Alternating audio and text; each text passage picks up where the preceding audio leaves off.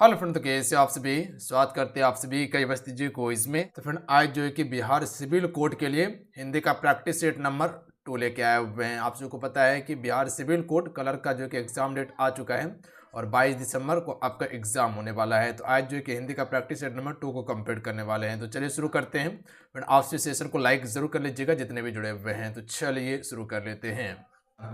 आइए first question करते हैं। पहला क्वेश्चन ये बन रहा है कि दिए गए मुहावरे का सही अर्थ वाला विकल्प कौन सा होगा। मुहावरा दिया हुआ है कि 2.5 दिन की बादशाहत का अर्थ क्या होगा, यानी कि 2.5 दिन की बादशाहत मुहावरे का अर्थ क्या हो जाएगा। अगर इन सेट में किसी भी क्वेश्चन का आंसर पता हो तो अपना आंसर आपसे नीचे कमेंट बॉक्स में जरूर बताते चलिएगा।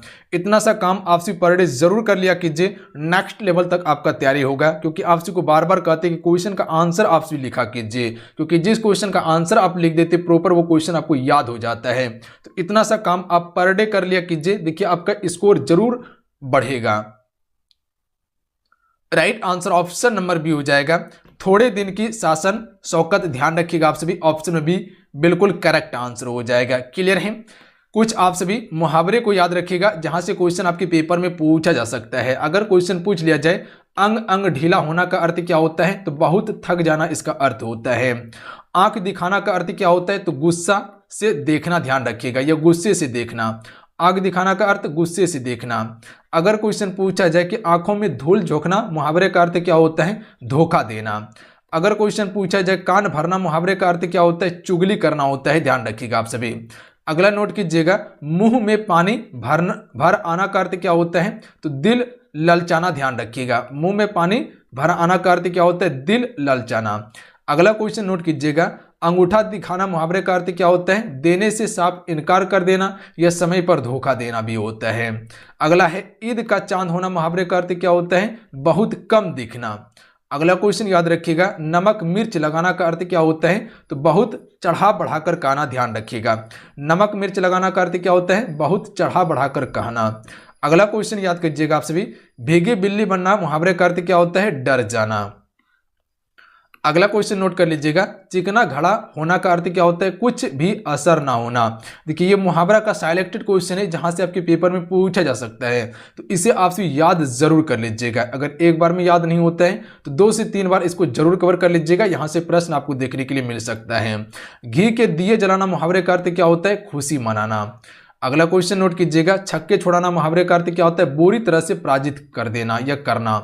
अगला है कि 4 चांद लगाना, मुहावरे का अर्थ क्या होता है, शोभा बढ़ाना। अगला है कान खाना, मुहावरे का अर्थ क्या होता है, शोर करना या परेशान करना।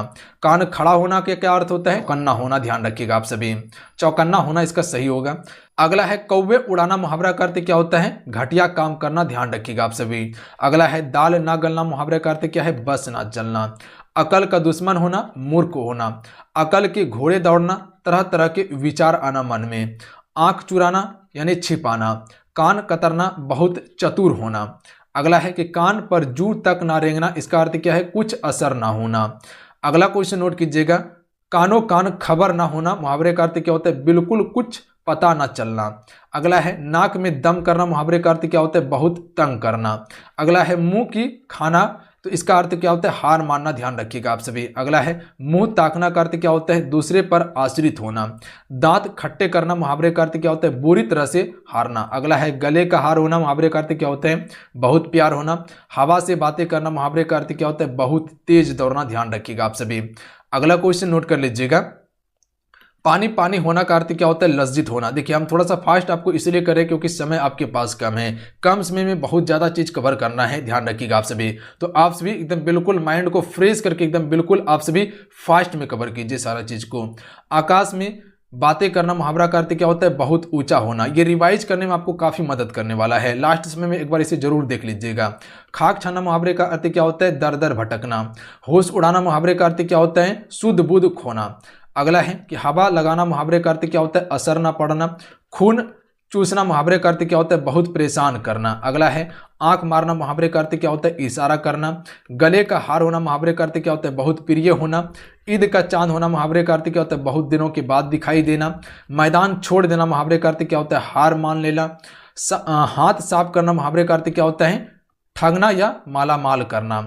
अगला है कि आपसे बाहर ना होना का अर्थ क्या होता है, क्रोध से अपने बस में ना करना। मुंह में पानी आना मुहावरे का अर्थ क्या होता है, दिल या मन ललचना, ध्यान रखिएगा। तो ये एक मुहावरा का कुछ सिलेक्टेड क्वेश्चन था, इसे आप सभी याद जरूर कर लीजिएगा, काफी आपको मदद करने वाला है पेपर में।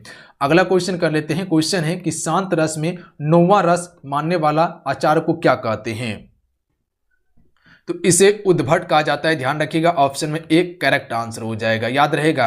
अगर क्वेश्चन पूछ लिया जाए कि शांत रस के 9वां रस को मानने वाला आचार्य को क्या कहा जाता है, तो उद्भट कहा जाता है। अगला है, निम्न विकल्पों में से निर्देशानुसार वाच्य परिवर्तन का विकल्प चुनिए, यानी कि वाच्य परिवर्तन को चुनना है। वाच्य दिया हुआ है कि हम इतना नहीं चल सकते हैं, इसका भाव वाच्य क्या होगा, यानी कि भाव वाच्य बनाना है यहाँ पर कि हम इतना नहीं चल सकते हैं। तो इसका करेक्ट आंसर हो जाएगा हमसे इतना नहीं चला जाता है, ये इसका भाव वाच्य, ध्यान रखिएगा। यानी कि इसके भाव को बताया जा रहा है कि हम इतना नहीं चल सकते हैं या हमसे इतना नहीं चला जाता है। तो ऑप्शन में डी बिल्कुल करेक्ट आंसर हो जाएगा, ध्यान रखिएगा आप सभी, याद रहेगा आप सभी को। अगला क्वेश्चन देख लीजिएगा। क्वेश्चन है कि निम्नलिखित वाक्यों में से लोप चिन्ह का सही उदाहरण कौन सा है, यानी कि लोप चिन्ह आपको यहां पर बताना है। तो इस प्रकार से भी प्रश्न आपके पेपर में पूछा जा सकता है। देखिए बिल्कुल आपके एग्जाम पैटर्न पर ये प्रैक्टिस सेट आपको दिया जा रहा है। तो इसीलिए आप सभी लास्ट में आपसे स्कोर बताइएगा कि 25 क्वेश्चन में आपसे कितने क्वेश्चन स्कोर कर पा रहे हैं। और फ्रेंड जितने भी जुड़े हुए आपसे क्लासेस को लाइक जरूर कीजिएगा। देखिए हम आपके लिए चाहते हैं कि बेहतर से बेहतर कंटेंट लाएं, जितना मेहनत हो सकता है उतना एफर्ट लगा के सारा कंटेंट आपके लिए तैयार करते हैं। बस आपसे क्या चाहते हैं कि सिर्फ क्लास को लाइक कर दीजिए। देखिए हम आपको 100% देते हैं, तो आपका काम क्या है, तैयारी कीजिए आप भी 100%, ध्यान रखिएगा आप सभी। और जितना आप सभी से चाहते हैं कम से कम आपसे क्लास को लाइक कर दीजिए और अपने दोस्तों में शेयर कर दीजिए, इतना सा काम आपसे जरूर कीजिएगा। तो राइट आंसर ऑप्शन में हो जाएगा भारत की राजधानी डैश है। तो यही जो है कि आपका क्या है, लोप चिन्ह है। तो भारत की राजधानी कहाँ पे है, दिल्ली में है, ध्यान रखिएगा आप सभी। तो लोप चिन्ह की अगर बात किया जाए तो इसका करेक्ट आंसर ऑप्शन नंबर भी हो जाएगा। तो यही आपका क्या है, लोप चिन्ह है। तो ऑप्शन में ए बिल्कुल करेक्ट आंसर होगा, याद रहेगा आप सभी को। अगला क्वेश्चन है कि निम्नलिखित विकल्पों में से बहुब्रीहि समास के शुद्ध विग्रह की पहचान कीजिए। इनमें से कौन सा बहुब्रीहि समास का एक शुद्ध विग्रह है। सबसे पहले ये समझ लीजिए कि बहुब्रीहि समास कहते किसे हैं। तो आप सबको पता होगा कि इसमें ना तो प्रथम पद और ना ही अंतिम पद इसका प्रधान होता है, ध्यान रखिएगा। दोनों में से कोई भी पद इसका प्रधान नहीं होता, यह किसी तीसरे अर्थ को संबोधित करता है। जैसे कह सकते कि लंबा है उदर, अर्थात क्या होता है, गणेश होता है। या कह सकते हैं कि 10 नंद, जिसका 10 आनंद है, यानी कि 10 सरबला रावण, ध्यान रखिएगा। तो ये क्या है, बहुब्रीहि समास का उदाहरण है जो अपना अर्थ छोड़कर किसी दूसरे अर्थ को बताता हो। तो इसका correct answer option number D हो जाएगा, ध्यान रखिएगा, खगेश, यानी कि खगों का इस है जो, अर्थात क्या हो जाएगा, गरुड़ हो जाएगा, ध्यान रखिएगा। खगों का इस है जो, अर्थात क्या हो जाएगा, गरुड़। यह बिल्कुल बहुब्रीहि समास का शुद्ध विग्रह होगा, ध्यान रखिएगा, यह सभी नहीं होगा। अगला क्वेश्चन देख लीजिएगा। लंबोदर में क्या होता है, उसका विग्रह करने के बाद लंबा है उदर, जिसका अर्थात क्या होता है, गणेश होता है। अगला है दोहा मात्रिक छंद है, इसके विषम तथा सम चरण में क्रमशः डैश मात्रा होती है। आपको एक लेक्चर जो है कि छंद का देने वाले हैं, जो कि टॉपिक वाइज ही रहने वाला है, जिसमें आपको छंद गिनती करने के लिए बताएंगे कि छंद को आप भी कैसे गिनती कर सकते हैं, कि किसमें कितना चरण होता है। तो इसका करेक्ट आंसर ऑप्शन नंबर भी हो जाएगा, 11 और 13 होता है, ध्यान रखिएगा। अगर विषम की बात किया जाए तो विषम में 11 होता है और सम चरण में 13 होता है, ध्यान रखिएगा आप सभी। अगला क्वेश्चन है, जो किसी विषय का ज्ञाता हो उसके लिए एक शब्द होगा। कल के लेक्चर में आप सभी को अनेक शब्दों के लिए एक शब्द आपको बताए थे हम, चलिए बताइएगा आप सभी। जो विषय का ज्ञाता हो उसे हम सभी विशेषज्ञ कहते हैं, ध्यान रखिएगा। ऑप्शन नंबर डी बिल्कुल करेक्ट आंसर हो जाएगा। अगला है, निम्नलिखित में से अंतर का अर्थ नहीं होता है। इनमें से कौन सा एक अंतर का अर्थ नहीं होता है। देखिए दूरी होता है, बिल्कुल होता है। शेष होता है, बिल्कुल होता है। हृदय भी अंतर का अर्थ होता है, जबकि आकाश अंतर का अर्थ नहीं होता है। तो ऑप्शन नंबर बी बिल्कुल करेक्ट आंसर होगा। क्लियर है। अगला क्वेश्चन देख लीजिएगा। जो पहले कभी ना हुआ हो उसे हम सभी क्या कहते हैं। जो पहले कभी ना हुआ हो उसे अभूतपूर्व कहा जाता है। क्या कहा जाता है, अभूतपूर्व कहा जाता है। अगला है दिए गए वाक्यांश के लिए एक शब्द दीजिए। वाक्यांश दिया हुआ है कि विज्ञान से संबंध रखने वाला को क्या कहते हैं। जो विज्ञान से संबंध रखता है उसे हम सभी क्या कहते हैं, वैज्ञानिक कहते हैं। देखिए ये सीरीज आप सभी अगर कवर कर लेते हैं तो कहीं ना कहीं आपको स्कोर करने में समझ लीजिए काफ़ी आपको हेल्प करने वाला है। ध्यान रखिएगा आप सभी, बिल्कुल आपके एग्जाम पैटर्न पर तैयार किया गया है। जिस प्रकार से क्वेश्चन पूछा जाता है वही क्वेश्चन आपको दिया जा रहा है। एक्सपेक्टेड क्वेश्चन कवर कर रहे हैं जहां से पेपर में प्रश्न पूछा जा सकते हैं। तो ये सीरीज आप सभी पर डे जरूर कवर कर लीजिए लास्ट तक, जब तक आपका एग्जाम नहीं हो जाता है। देख लीजिए आपका स्कोर जरूर इंप्रूव होगा, ध्यान रखिएगा आप सभी। अगला है दिए गए वाक्य का वह भाग ज्ञात करें जिसमें कोई त्रुटि है, यानी कि इसमें त्रुटि वाला भाग आपको बताना है। क्वेश्चन दिया हुआ था, वाक्य है कि सूरज कुंड से प्रति वर्ष बड़ा मेला लगता है, इसमें कौन सा भाग त्रुटि है। तो right answer option number B हो जाएगा। ध्यान रखिएगा आप सभी, सूरज कुंड से नहीं होगा, यहाँ पर सूरज कुंड में होगा। ध्यान रखिएगा आप सभी। तो यहाँ पर इसको काट के हटा सकते हैं कि सूरज कुंड में प्रति वर्ष बड़ा मेला लगता है। तो ध्यान रखिएगा यही गलत है, आपका से नहीं होगा। अगला है रिक्त स्थान को भरने के लिए उपयुक्त शब्द का चयन कीजिए, यानी कि वह खाना डैश चुका है। तो कह सकते हैं, क्या कह सकते हैं कि वह खाना जो है वो खा चुका है। ध्यान रखिएगा आप सभी, वो खाना क्या कर चुका है, खा चुका है। तो यहाँ पर खा चुका है बिल्कुल करेक्ट आंसर हो जाएगा बी नंबर। अगला क्वेश्चन देख लीजिएगा, जो कहा ना जा सके उसे क्या कहते हैं। तो जो कहा ना जा सके उसे हम सभी अकथनीय कहते हैं। ध्यान रखिएगा, याद रहेगा आप सभी को, जो कहा ना जा सके उसे अकथनीय कहा जाता है। अगला है जो समय की सृष्टि के अनुकूल हो, तो उसे हम सभी समयानुकूल कहते हैं। जो समय की सृष्टि के अनुकूल हो उसे हम सभी क्या कहते हैं, समयानुकूल कहते हैं। यानी कि option number D correct answer हो जाएगा। ध्यान रखिएगा आप सभी। अगला क्वेश्चन देख लीजिएगा, क्वेश्चन नंबर 15 है, जो सब कुछ जानता हो।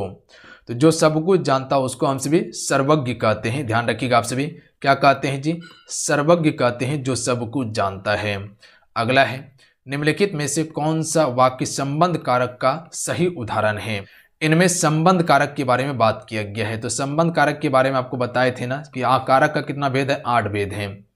चलिए बताइएगा आप सभी, इनमें से संबंध कारक का कौन सा उदाहरण है।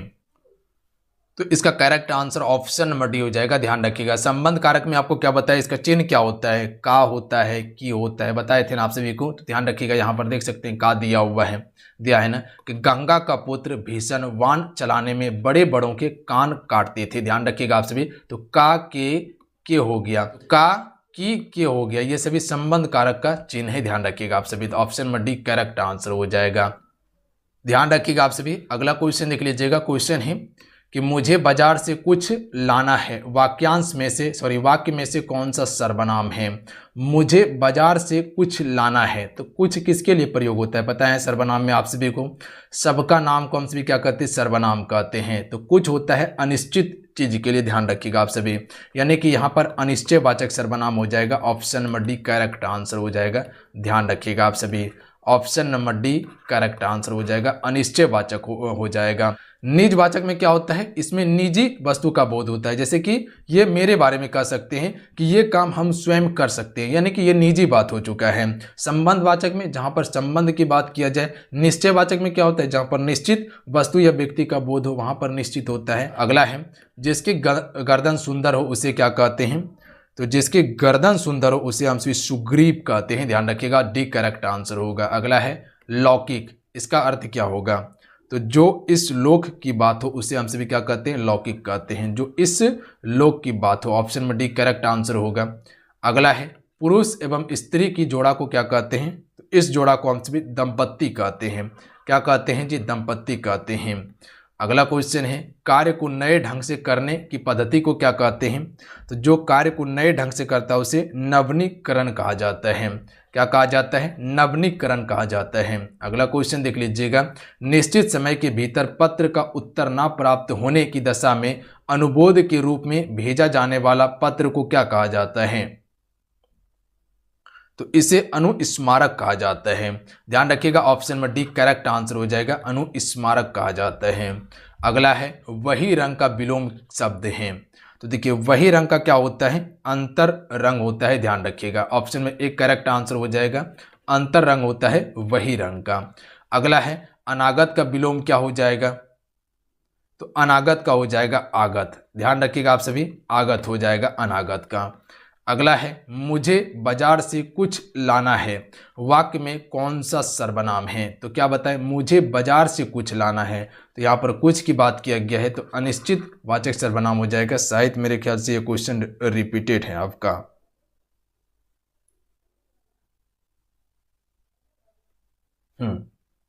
बिल्कुल ये क्वेश्चन आपका रिपीट था। चलिए कोई बात नहीं है, इस क्वेश्चन का आंसर कीजिएगा आप सभी।